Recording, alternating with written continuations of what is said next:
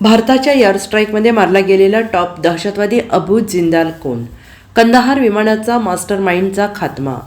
भारताने जम्मू काश्मीरमधील पहलगाम हल्ल्यानंतर पाकिस्तानवर एअर स्ट्राईक केलं आहे आणि या एअर स्ट्राईकमध्ये पाकिस्तानी दहशतवाद्यांचे कंबरडे मोडले गेल्याचे स्पष्ट होऊ लागले आहे.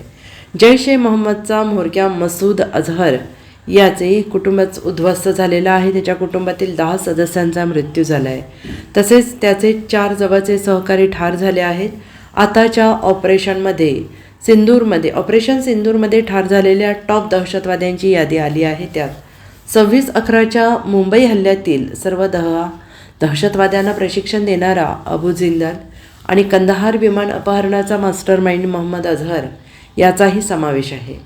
पाकिस्तानी लष्कराने अबू जिंदाल याला गार्ड ऑफ ऑनर दिल्याचा व्हिडिओ समोर आलेला आहे. 26/11च्या मुंबई हल्ल्यातील सर्व 10 दहशतवाद्यांना अबू जिंदाल याने प्रशिक्षण दिलं होतं. सय्यद जबीउद्दीन अन्सारी उर्फ अबू हमजा किंवा अबू जिंदाल हा इंडियन मुजाहिद्दीन आणि लष्कर ए तोयबाशी संबंधित दहशतवादी आहे.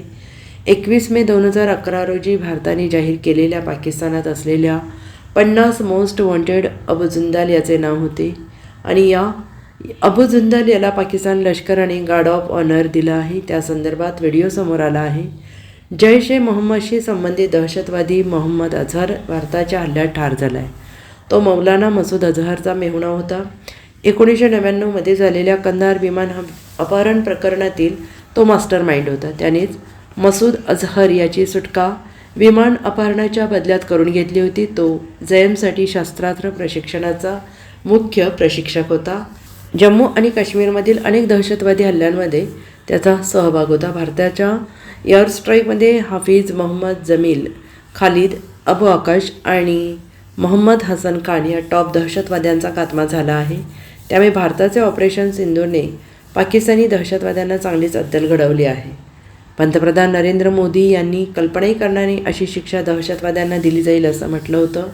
त्या पद्धतीने दहशतवादी तळ आणि दहशतवाद्यांचा खात्मा झाला आहे.